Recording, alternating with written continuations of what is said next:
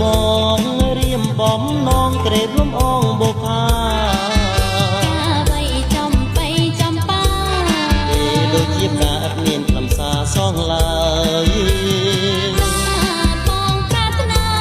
លើបំផាបែបទៅប្រអា